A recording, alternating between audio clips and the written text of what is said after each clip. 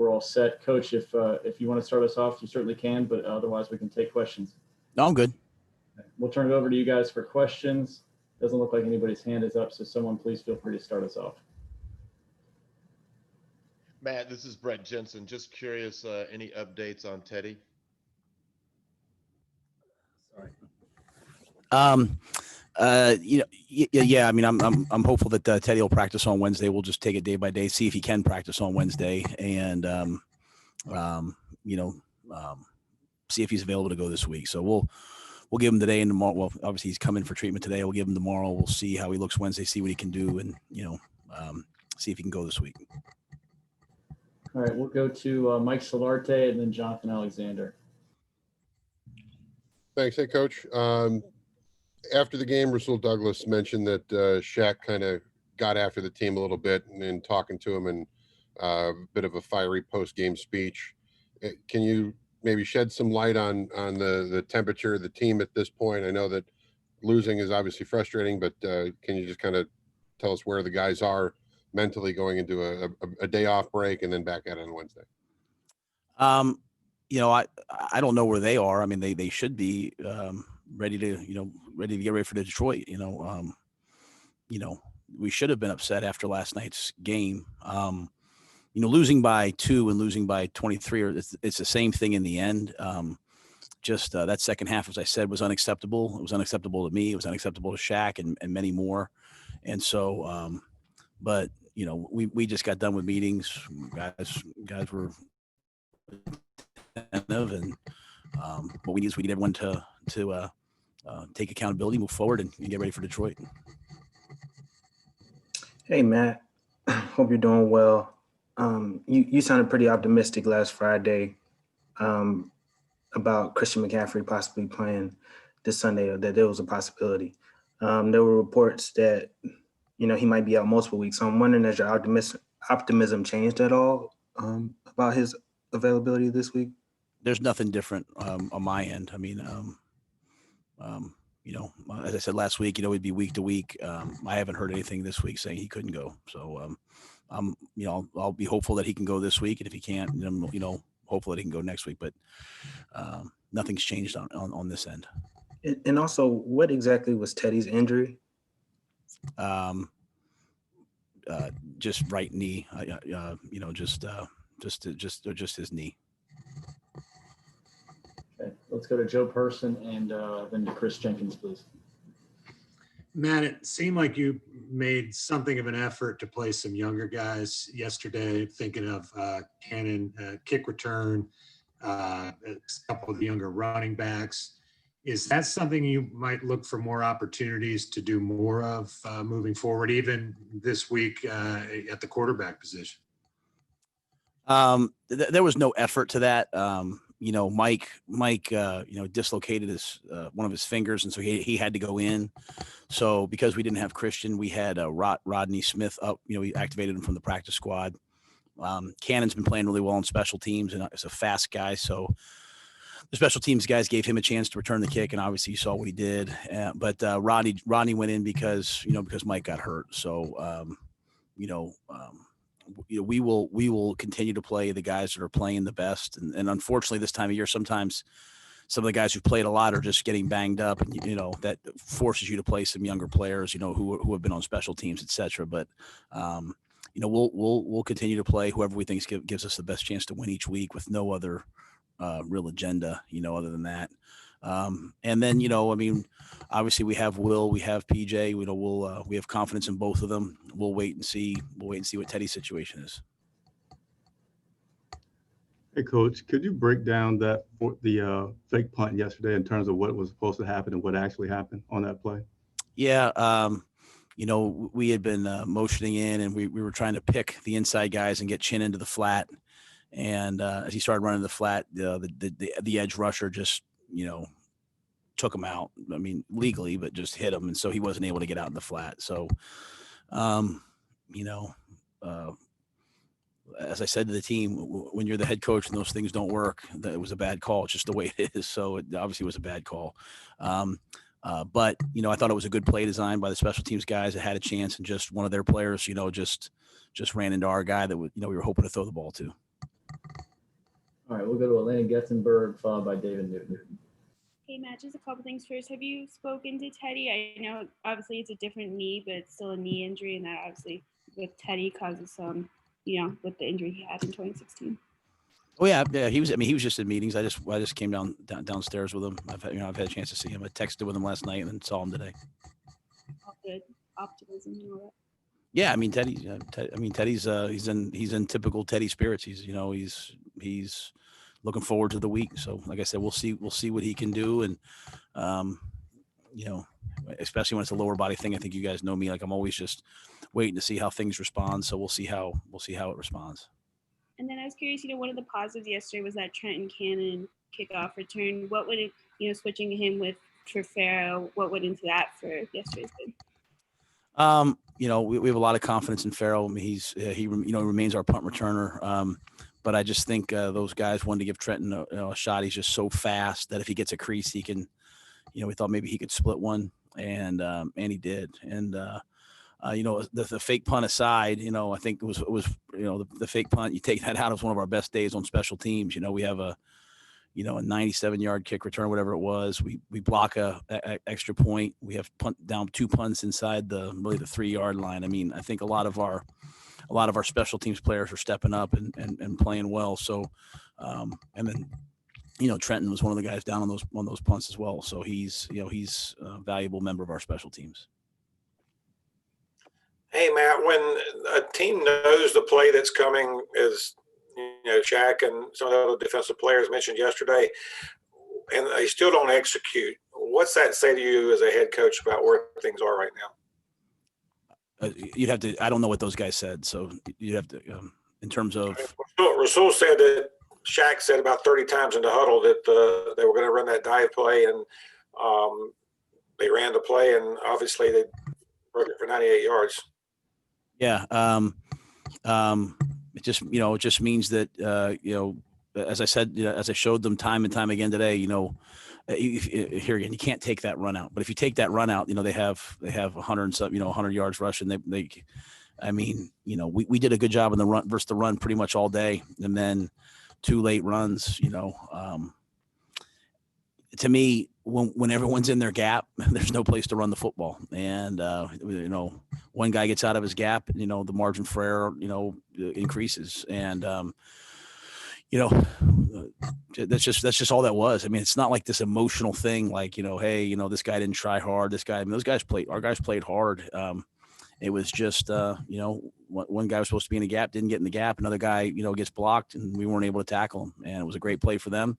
There's nothing that, when the team's on the -1 yard line, there's nothing that's surprising about that. They're going to try to run the ball and get some yardage. So we tried to blitz right into it, and just didn't work out. I want to ask you too, what is the plan if Teddy can't practice? Just like I said, just get those other 2 guys ready and go from there. To me, both guys have worked really hard and deserve a chance to practice. So we'll let them practice it out and see who deserves the right to go. But both those guys, I mean, I'm really pleased with Will and PJ so far this year. So I have confidence that both those guys can win a game. All right, we'll go to Steve Reed and Josh Klein. Well, Matt, David sort of stole my question there, but I did want to follow up with something else on Teddy. Can you say, did he have an MRI that showed no structural damage? Can you tell us anything medically with that? I know you're not a doctor, but anything you can tell us there? Yeah. I mean, he doesn't have a significant injury. I mean, he went and got all the testing last night. He doesn't have a significant. I just don't want to say I don't want to say the wrong thing and have it be what structural means. I don't know, right? So, he does not have a significant, injury. Matt, Phil Snow talked about how important interior pass rusher is going to be against Tom Brady. I was hoping you could evaluate what you thought, how you thought your interior pass rush was yesterday, and how a lack or a good interior pass rush can affect the edge rushers, if that makes sense. Well, I mean, in general, like on the sack we had at the end with that, where FA had the sack, I showed the team, like we blitzed. Burns came off the edge, that made Brady step up, and then FA won as a 3 technique as an interior pass rusher and got the sack, right? So everything works off of each other. When you have good outside pass rushers, they chip you, and then you need your inside guys to win. I think so that's how they all relate to each other, right? The inside guys help the outside guys by pushing the pocket. The outside guys help the inside guys by forcing them to step up, and that's how you get most of your inside sacks. At the end of the day, we had 1 sack last night, so I don't think anyone, would say, hey, we rushed superbly well. That Tom Brady has historically not gotten sacked very much because he does such a good job of getting the ball out of his hands. And I did not walk away from it saying, hey, boy, we didn't play very well inside. I thought our inside guys might some of them played some of their best games in terms of stopping the run and getting some pressure, but just not consistent enough and not the ability to get the sack. We right now inside are making the quarterback slide and step and do all those things, but we're not getting the final production that we need, and especially versus a guy like Brady. All right, we'll go to Steven Toronto and Will Kunkel. Coach, you alluded to Shaq Thompson, and I know when you were at Temple and when you were in your first year at Baylor, you had some streaks like this, but you really didn't have guys who were there 5, 6, 7 years of the program. How important is it to have a guy like Shaq who has been on a Super Bowl team, has been with this franchise for success, and has learned from some great players? How important is it to have him in particular saying that this things like what happened on Sunday can't happen? I don't think Shaq's. I think Shaq's valuable, right? I don't think Shaq's. I think Shaq's credibility to the team comes from what he's doing right now. I think they evaluate. I think all the players always evaluate. Yeah, they respect guys who've been in the league for a while, but they evaluate what you're doing because they see way more than I see. And you see a guy like Shaq went out there and played 84 plays wherever he played, and then we pulled him out in the last drive. He was angry. He was like, I want to go back in there and play. I want to finish the game. And so. That to me is what gives you the right to say something, right? It's what you're doing right now, not what you've done. And so, Shaq wants to be a good player, a good leader. He's a good man. I respect the heck out of him. And, I thought what he said, and I'll let him say what he said if he chooses to do so, but I thought what he said was warranted and normal. I thought it was well said. It's not that we lost the game.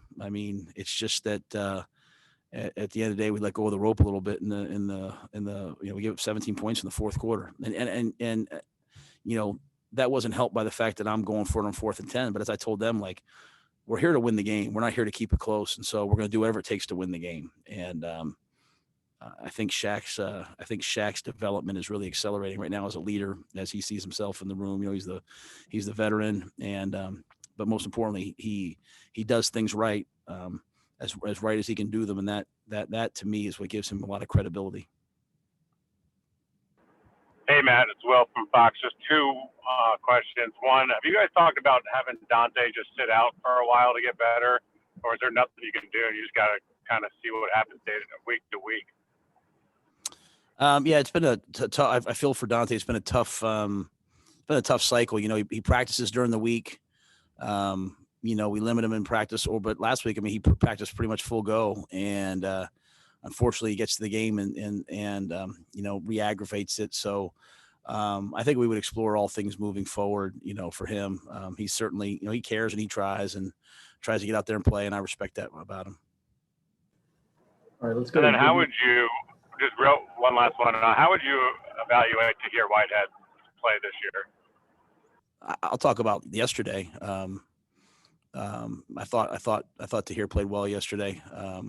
We're in nickel so much that his snaps are limited, but in the plays that he's in, I think he did a good job. They had the ball 2nd and 1 with a chance to score, and I thought that whole group, that base group, stepped up and held them to a field goal. So, I thought the defense, as frustrating as it was for them, I thought, they gave up, they drove that the second half, they drove down and they held them to a field goal. They had that turnover. They scored a touchdown, they held them to a field goal. They kept us in the game in the second half. But I thought Tahir played, well in the snaps that he was in. All right, guys, we're getting closer on time, but let's go ahead and go to JB Ricks and Darren Gant. We'll see where we are for that. Hey, Coach, JB here from Spectrum News 1. Thanks for taking out the time. I just wanted to ask you about the Lions. If you have an early scouting report on them, I know it's early in the week and you have much more film you probably have to gather, but just based off what they've done this season, how do you match them up as far as your next opponent? And is this a great opportunity for you guys to end that losing skid? Yeah, I mean, this is a tremendous opportunity for us to win a game and win a game at home. They did a nice job yesterday. They came out, DeAndre Swift was out there for them. They still have Adrian Peterson running the football. Obviously, Matthew Stafford, I mean, he's throwing the ball at a high level. Yesterday, at least they were a run and play action pass team. They have some skill on defense. I mean, they're big up front, force you to throw the football. So I have to study them a ton, but we've had a chance to see them in a lot of crossover tape leading up to this year. And I think that those guys are, they're obviously doing some things right. They were in a tough spot early, and Coach Patricia and his team has hung in there and rebounded.